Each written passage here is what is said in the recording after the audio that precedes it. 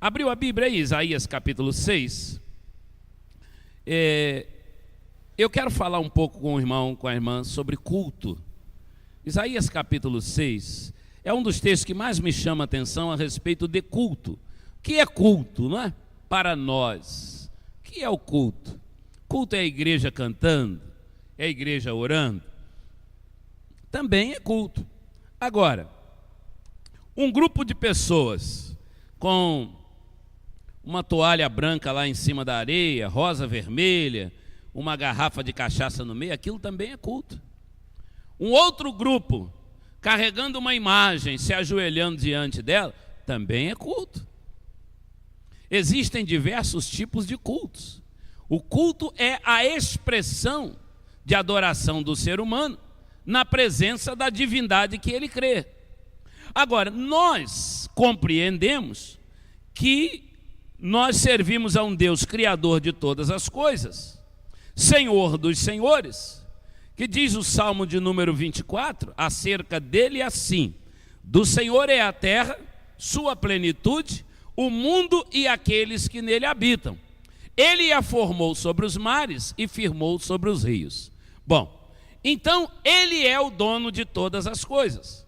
Nós buscamos cultuar o Deus que é dono de todas as coisas. Isaías, o profeta, falando da sua experiência de conversão e chamado, Isaías diz o seguinte: o rei Uzias havia morrido, Isaías capítulo 6, verso 1. No ano em que morreu o rei Uzias, eu vi o Senhor, eu vi também o Senhor, ao Senhor, vamos lá, cada versão, né? Vi também ao Senhor assentado sobre um alto e sublime trono, e o seu séquito enchia o templo. Preste atenção. Eu estava estudando esse texto e uma coisa que Deus falou ao meu coração: Pastor Kleber, Isaías não estava dentro do templo quando ele teve essa visão. Se ele está em visão, não havia necessidade de fisicamente ele estar no templo. Porque para nós defendermos a tese de que Isaías estava fisicamente no templo, nós vamos ter que defender a mesma tese que ele viu Deus materialmente.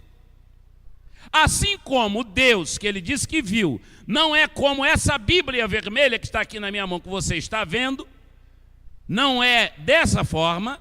Ele diz: eu vi o Senhor. Se ele teve uma visão do Senhor, e se nós transportarmos essa visão para o todo, Isaías não necessariamente estava dentro de um templo físico de 4 paredes. Mas, a partir da visão, a gente compreende que espiritualmente ele foi a um templo. Aí é diferente. Ele espiritualmente, aí nós podemos afirmar contundentemente, espiritualmente ele estava dentro de um templo. Esse templo poderia ser no espaço físico que ele ocupava ou não. Deus pode ter levado-o a algum lugar que ele identificou: eu estou num templo. A partir desse momento, eu posso imaginar que Isaías estava sentado em cima da pedra na beira da estrada. Eu posso imaginar que ele estava passando na porta do palácio e pensando: olha, o rei Uzias morreu, e agora o que nós vamos fazer? Eu posso imaginar que Isaías estava no meio de uma manifestação popular e o povo perguntando: quem vai assumir o governo, como é que nós vamos fazer, quem vai dirigir os destinos da nação. Estivesse ele onde estivesse, não faz diferença. A diferença que faz aqui é que espiritualmente Isaías foi levado à presença do Senhor. E na presença do Senhor, Isaías vivenciou um culto. Havia um verdadeiro culto naquela hora sendo prestado a Deus. Ele entrou na casa de Deus no momento do culto. E aí eu aprendo com Isaías quando ele entra na casa de Deus no momento do culto. Ele diz que na hora do culto, Isaías capítulo 6, no verso 2, ele diz que na hora do culto havia, meus irmãos, uma profunda reverência e espírito de adoração à presença de Deus. Isso mexe comigo. Eu não sei se mexe com você, mexe comigo. Mexe comigo porque como que eu me comporto no culto que está sendo prestado a Deus? Isaías diz o seguinte, presta atenção. Os serafins estavam por cima dele, cada um tinha 6 asas, com 2 cobria o rosto, com 2 cobria os pés, com 2 voavam. É uma expressão inequívoca de reverência. Estando na presença de Deus, os rostos dos serafins eram cobertos por 2 asas. Estando na presença de Deus, os pés eram cobertos com 2 asas. Meus irmãos, os crentes precisam reverenciar mais o culto a Deus. Nós precisamos aprender a andar menos no culto que prestamos a Deus. Nós precisamos aprender a nos portar de maneira que o soberano Deus está presente. A gente aprende, agora a coisa tá ficando mais relaxada, né? Relapsa, né? Mas em tempos antigos, os militares, né? Que lição que os militares davam para nós, né? Era farda impecável.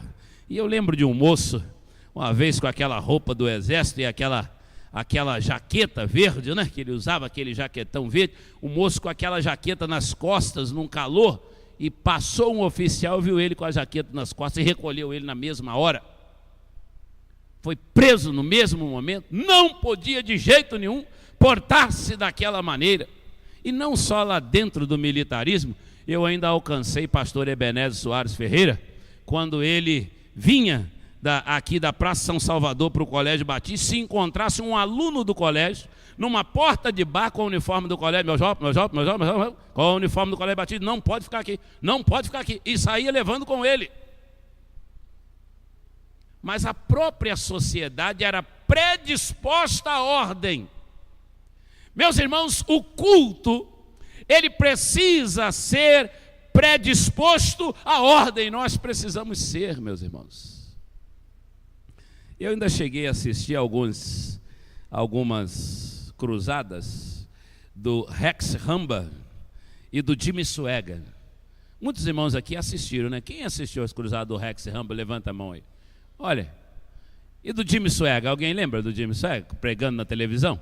Naquelas cruzadas que eram transmitidas, lembra? E eu tinha uma admiração naquele negócio seguinte, aquilo era sempre transmitido de estádios. Dificilmente era de santuário fechado, era estádio, que era muita gente. Não é? Depois o inimigo entrou, fez uma arruaça naquele negócio, aquilo, né, foi uma coisa muito triste. Mas aquilo era de estádio. E principalmente os canadenses, eu admirava aquele povo, o seguinte, você olhava o estádio no Canadá, se a câmera não fosse boa, você achava que aquilo era uma montagem. Porque a arrumação era uma simetria, uma arrumação tão grande, as cadeirinhas tudo certinha. Quando você olhava de cima e embaixo, te dava uma impressão que aquele povo era boneco, aquilo não era gente de verdade. Porque aquela gente não saía do culto de jeito nenhum. Aquele povo não passeava no meio do culto de jeito nenhum. Enquanto o pregador estava pregando, aquele povo estava ali fixo, ali está no culto. Aqui você só via aquela gente ficar em pé na hora da adoração. Aquela gente só se movimentava na hora da adoração. Era uma coisa extraordinária. E aí Isaías vem e diz para nós assim, o culto que eu fui, ele foi no culto, em espírito. Ele disse, o culto que eu fui, lá onde eu vi o Senhor, lá no trono do Senhor, os serafins que estavam por cima, eles reverenciavam a presença do Senhor. Meus irmãos, seria uma dificuldade para nós estarmos num culto desse. Salomão, em Eclesiastes capítulo 5, no verso 1, ele recomenda-se, guarda o teu pé quando entrares na casa de Deus. É uma coisa mais ou menos, recolha o trem de pouso, porque agora você está nas asas da adoração. Agora você não vai mais andar para lá e para cá. Guarda o teu pé quando entrares na casa de Deus. Culto É o lugar onde nós reverenciamos a presença de Deus. Eu levei uns beliscões jeitosos da minha avó, quando criança. Que às vezes eu começava, e a visão era diferente. Hoje a visão pedagógica, a gente põe a criança no banco, e a perninha pendurada, aquilo cansa. Então a visão mais, lá atrás não tinha essa coisa. Esse entendimento que se tem hoje científico não tinha lá atrás. O negócio é o seguinte, né? A vovó botava a gente lá e culto é aqui. E ela tentou criar 4. Meus 3 primos, quando eles foram pegando a idade, eles abriram fora. E a minha prima foi a última que foi, ela disse assim, eu não vou ficar nisso aqui, que isso aqui é uma doideira. E a minha avó ficou profundamente angustiada com a palavra dela. Só que eu estou aqui pregando o evangelho para os irmãos, e eles estão todos no mundo. Estão todos no mundo. É escolha, irmão. Escolha que a gente faz na vida, desde cedo. Você vai fazendo escolha na vida. Então você ensina o menino o caminho que deve andar, para que quando envelhecer não se desviará dele. E se ele desviar do caminho, o caminho não desvia dele. Panha o seu, cuida dele, zela por ele. E eu falo isso para os irmãos com muito carinho. Ontem eu estava pregando lá na Central de Cardoso. Subiu um Davi. Aquele Davi não tem 3 anos, né? Tem não, né? Subiu um Davi com menos de 3 anos. O bichinho cortou por aqui. Ele passou no meio de um monte de coisa por aqui, assim, parou lá na bateria e pum! Quando ele tocou, eu parei. Falei, olha, eu tenho um amigo aqui comigo. Aí a mãe vem toda sem jeito, mãe, panha ele com carinho, que esse menino vai ser pastor. Esse menino é do altar da casa de Deus. Você não pode, cara, escorraçar a criança. Não vai fazer isso. Panha. Agora, mamãe, cuida. Papai, ajuda a cuidar. Tem pai também, né? O que seu filho está fazendo lá? Vai lá, rapaz, cuidar do filho. Você é pai, uai. Ajuda. Ajuda, mulher, só. Então, aí apanharam da vizinha lá, veio a irmã, veio um irmão, apanharam da vizinha, levaram da vizinha lá. Aí depois a mamãe dele falou assim, o pastor, é o 4º pastor que disse que meu filho vai ser pastor. Eu falei, glória a Deus, amém. Graças ao Senhor Jesus. Que coisa maravilhosa.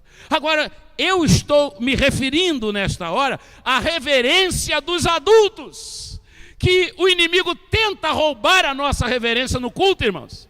Ele tenta fazer com que a gente não trate o culto como os serafins tratavam o culto, que com 2 asas eles usavam para cobrir o rosto, 2 asas eles cobriam os pés, e com 2 asas voavam por reverência ao Senhor nosso Deus. Outra coisa que Isaías viu no culto, e graças a Deus que ele escreveu, para que nós pudéssemos ter nesse tempo essas lições maravilhosas. Isaías no culto, ele foi ao culto e ouviu a poderosa voz do Senhor. E a voz de Deus, a palavra que ele ouviu, provocou nele temor e tremor.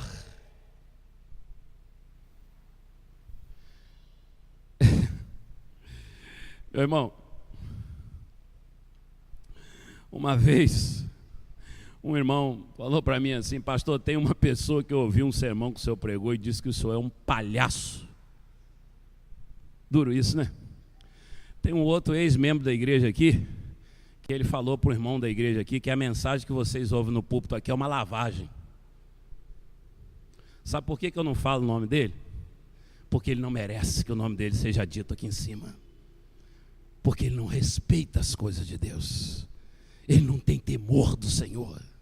E eu não posso crer que uma pessoa que chama uma mensagem da palavra de Deus, de lavagem, ela não esteja com legião de demônios no corpo dela.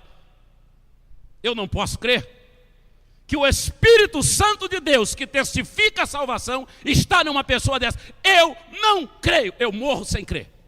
Ninguém me faz acreditar que uma pessoa dessa é crente. Ninguém me faz acreditar que uma pessoa dessa é convertida.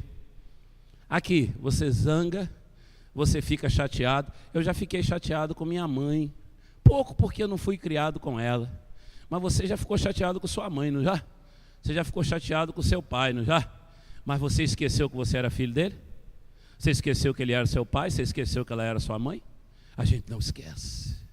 Então eu posso discordar da igreja, do ministério, do pastor. Eu posso discordar, é meu direito discordar, mas eu tenho temor às coisas de Deus. Eu respeito as coisas de Deus. E aí, verso 2, preste atenção. Isaías ouviu a voz de Deus. Leiam comigo. Não, verso 3, desculpa, verso 3. E clamavam uns para os outros, dizendo: Santo, Santo, Santo é o Senhor. Vai no verso 4. E os umbrais das portas se moveram, leia comigo. E os umbrais das portas se moveram com a voz do que clama, e a casa se encheu de fumaça. Ele disse: quando eu ouvi a palavra, eu percebia que os umbrais da casa se moviam quando eu ouvia a palavra de Deus. Meus irmãos, eu posso virar as costas às ideias da presidenta Dilma, às ideias do governador Alckmin, do governador Pezão, do senador fulano de tal, do rei não sei quem, mas quando eu ouço uma pessoa, por simples que seja, falando em nome de Jesus, eu estou ouvindo a voz de Deus. E aí Isaías disse que a voz do Senhor fazia tremer aquele lugar. Eu preciso entrar na presença de Deus para ouvir a sua doce voz. Eu não preciso entrar na presença de Deus para ficar conversando coisas que são estranhas ao culto. Quantas vezes nós fazemos isto?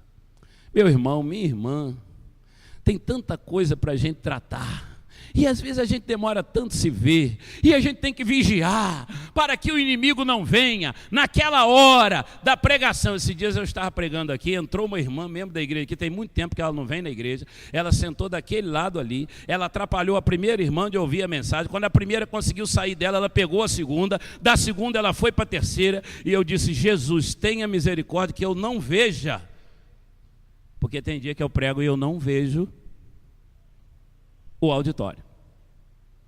Eu estou olhando nessa linha reta aqui, mas eu estou pensando naquilo que o Espírito Santo de Deus está revelando ao meu coração. Segredo para vocês. Pastor, o senhor não viu não sei o quê? Não vi não.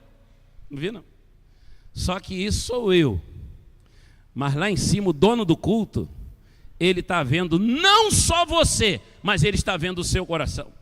Ele vê todas as coisas. Isaías disse que a voz do Senhor naquele lugar, ela era tremenda. Ele disse que a voz do Senhor, no verso 4, fazia com que as bases dos limiares se movessem, a voz do que clamava, e a casa se enchia de fumaça. Os crentes precisam entrar no santuário com uma oração na alma: Senhor, fala comigo, eu preciso ouvir a sua voz. Cuida de mim, trata de mim, Senhor, através da palavra. Meu Deus, traga liberdade ao Espírito Santo para usar o pregador pelo tempo que lhe for conveniente, mas fala comigo, Jesus, porque eu preciso ouvir a voz do Senhor. Meus irmãos, são tantos problemas para a gente resolver lá fora, tantas dores lá fora que estão esperando a gente. Se eu for perguntar para os irmãos aqui, quem está passando turbulência? A gente fica no gabinete pastoral, a gente ouve tanta dor dos irmãos, tanto gemido de alma, almas que gemem, irmãos estão sofrendo dentro de casa, gente que está sofrendo conflito consigo mesmo. Pastor, eu preciso resolver esse problema, não estou encontrando solução, e aquilo traz dor, aquilo traz lágrimas. O culto não é uma farra, o culto é uma busca da voz de Deus, o culto é uma clínica para a alma, o culto é um hospital, é Deus tratando das suas ovelhas, e Ele trata com a palavra, ela vai curando, ela vai curando. Eu fico tão feliz quando eu fui na semana passada visitar irmão Camacho e irmã Sená. Irmã Sená disse para mim assim: pastor, tem coisas que eu não estava compreendendo, e o senhor explicou no texto bíblico, eu entendi. Eu digo: glória a Deus, essa é a função da palavra de Deus, é esclarecer o coração, o nosso coração na jornada, na caminhada. Nós estamos viajando, a vida é uma viagem numa estrada que depois da curva a gente não sabe o que vem. Quem vai adoecer amanhã? Quem vai perder um filho amanhã? Quem é que vai ficar desempregado amanhã? Ninguém sabe, irmãos. Ninguém sabe. A gente não sabe o que nos espera. A gente não sabe o que vem pela frente. Eu não sabia que estava no retiro de carnaval com o irmão Reinaldo, e daí a pouco, passado o retiro, menos de 3 meses estava aqui fazendo o velório dele. A gente não sabe o que vem pela frente, e a gente precisa ouvir a voz de Deus em todo o tempo, todos os dias a gente precisa ouvir. Eu preciso, Senhor, ouvir a tua voz. Eclesiastes capítulo 5, no verso 1, na segunda parte, Salomão diz assim: chegar-se para ouvir é melhor do que oferecer sacrifício de tolos, pois não sabem que fazem mal. Chegar-se para ouvir. Abre Eclesiastes 5 para mim, eu quero ler o verso 1 de Eclesiastes 5. Meus irmãos, a gente precisa aprender a ouvir. A gente tem dificuldade para ouvir, a gente fala muito, a gente quer falar demais. A palavra diz que todo homem seja pronto para ouvir. Eu sou falador. E constantemente eu peço a Deus, quando eu estou fora do meu contexto que eu tenho que pregar, para eu falar menos. Daí a irmã veio conversar comigo e ela ficou um pouco irada. Ela falou assim: eu falei mais de 1 hora com esse pastor, o homem não fala nada. Eu falei: eu preciso ouvir. Eu tenho que ouvir essa irmã. Ela quer falar. Ela está precisando falar. Ela está precisando conversar. Pastor, eu preciso falar. Deixa ela falar. Tem pessoas que você não consegue conversar com ela, porque ela não deixa você falar com ela. Ela não está pronta para ouvir. Vamos ler o verso 1. Guarda o teu pé. Vamos lá? Quando entrares na casa de Deus, nós já vimos. Agora, chegar-se para ouvir é melhor, pois aquele sacrifício ali é culto, irmão. Está falando de culto. Está falando de culto. Pastor, eu vim aqui na igreja, eu quero dar uma palavra aqui. Você quer dar palavra de quê, irmão? O que está havendo? Não, é que eu tenho uma palavra para toda essa igreja. Aí você dá a palavra, o irmão dá uma palavra para toda essa igreja. Termina de dar a palavra, sabe o que ele faz? Pega a reta aqui e vai embora. Ele só veio para falar, ele não tem para ouvir. Entendeu? Ele não tem para ouvir. Para sentar e ouvir, ele não tem para ouvir. Eu vivo ouvindo pastores através da internet. Sabe por quê? Eu estou pregando todo culto, todo domingo eu estou pregando. Eu não posso me dar o luxo de largar a igreja aqui sem o pastor e ir sentar num banco de uma igreja para eu ir ouvir um pastor. Ou eu todo domingo passar meus pastores colegas pregar e eu descer e ir para o banco. Eu não posso fazer isso. A igreja me confiou o púlpito da igreja para orientar a igreja através da pregação. Então eu tenho que orientar, mas eu preciso ouvir. Porque senão meu sacrifício vai ser um sacrifício de tolo, fazendo mal, porque não quer ouvir. Você canta bem? Você é bom cantor? É bom solista? Aprenda a ouvir. Você é bom dirigente da escola bíblica dominical? Aprenda a ouvir. Você é bom naquilo que você faz na sua organização? Senta para ouvir, irmão. Porque a fé vem pelo ouvir, e o ouvir pela palavra de Deus. Ouvir e a vossa alma viverá. Se você não aguentar sermão, se você não aguentar mensagem, você vai produzir muito pouco no reino. Você vai ficar sem alimento espiritual. É preciso ouvir, preste atenção. Chegar-se para ouvir é melhor do que oferecer sacrifício de tolo. O Senhor, eu gosto desse texto, Abacuque, capítulo 2, verso 20, profeta arrebentou nessa aí, né? Abacuque disse assim: o Senhor, porém, está no seu santo templo, cale-se diante dele toda a terra. Que coisa, irmãos. Olha só, vamos ler juntos? Vamos lá. O Senhor, porém, está no seu santo templo, cale-se diante dele toda a terra. O que ele disse? Fique quieto diante do Senhor. Eu preciso aprender isso, ficar quieto diante do Senhor.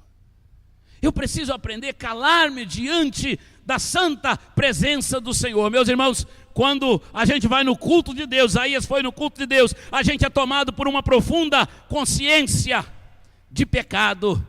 Isaías poderia ter dito, quando ele começou a ver o culto de Deus, isso aí não é para mim, eu tenho chamado, eu sou do altar, eu sou da igreja, eu já conheço tudo isso, eu sei como que isso funciona. Mas meus irmãos amados, no verso 5, volta para Isaías 6, verso 5, Isaías foi tomado no culto por uma profunda consciência de pecado. E eu acredito que ele começou a chorar no culto. Isaías capítulo 6, verso 5. Ele começou a chorar no culto. Aí ele disse assim: então, no meio disso tudo, disse eu, ai de mim, que eu estou perecendo. Ele disse: isso é coisa muito grande, isso é coisa muito limpa, muito pura, muito santa. Deus, como que eu vou estar diante disso tudo? Ele ficou com medo. Ele é tomado de um temor naquela hora, além da reverência à presença de Deus. E ele naquela hora foi revelado ao coração dele qual era o problema dele. Porque Deus revela a gente no culto os probleminhas que a gente tem. Às vezes a gente se acha tão reto, a gente se acha tão... mas a gente tem um coração sem misericórdia, sem compaixão. A família da gente às vezes não suporta a gente. Os colegas de trabalho não aguentam conviver com a gente. A pessoa que anda ao nosso lado é infeliz porque está perto da gente. Isaías diz: Senhor, eu vou perecer.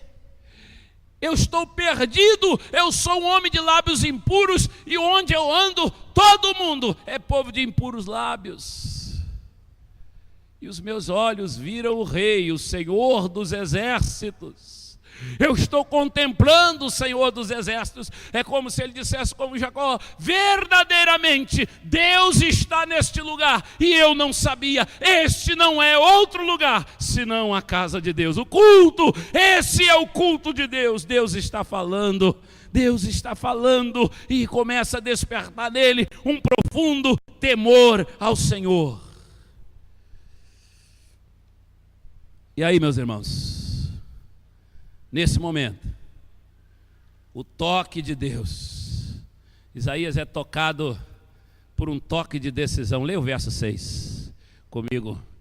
Então um dos serafins voou para mim, eles vêm na minha direção, e na mão ele trazia uma brasa viva, que tirara do altar com uma tenaz. E ele disse que naquela hora, aquela brasa encostou na sua boca. Meus irmãos, por isso que eu estou dizendo para os irmãos, Isaías não está num templo físico, ele foi levado para um templo. Deus o levou para um lugar de uma visão, e ele percebeu quando aquela brasa quente entra pela sua boca. É óbvio, irmão, não entra derretendo o seu tecido labial, não entra destruindo sua língua. Ele percebe, há uma brasa de Deus, aquilo é de Deus, e entra. E quando entra, agora que Isaías está tomado pela palavra, agora que Isaías foi queimado pela presença do Espírito de Deus naquele lugar, agora ele vai ser chamado por Deus. Ele vai aprender agora a ouvir a voz de Deus. Culto me ensina a ouvir o chamado e a voz de Deus. Eu aprendo no culto o chamado de Deus para a minha vida. E aí, coloca o verso 8, que é o último verso. E ele ouviu o quê? Depois disso, leiam comigo. Ouvi a voz do Senhor, que dizia: a quem? E quem há de ir por nós? Então disse eu, mais forte, então disse eu: Senhor Jesus, se o Senhor tem chamado pessoas no culto desta manhã para andarem mais próximas do Senhor, meu Deus, assim como nos nossos cultos vespertinos, nós temos percebido a cada domingo o Senhor chamando pessoas para andarem com o Senhor. E nós estamos querendo cuidar dessas pessoas através do pré-renovo, do renovo, dos PGMs, do discipulado 1 a 1. Nós queremos cuidar dessas pessoas para que elas realmente possam atender o chamado e andar com o Senhor. Mas primeiro, antes de mais nada, nós pedimos ao Senhor, mexe, Senhor, na nossa visão de culto, na nossa consciência de culto, na nossa consciência de presença do Senhor, na nossa consciência da necessidade de temermos ao Senhor, estremecermos e reverenciarmos a Tua casa, a nossa necessidade, meu Deus, de termos consciência de pecado, a nossa necessidade de sermos tocados pela brasa viva da Tua palavra, a nossa necessidade de respondermos ao chamado do Senhor. Eis-nos aqui, envia-nos a nós. Esta é a nossa oração nesta manhã, em nome de Jesus. Amém. Louvado seja o Senhor.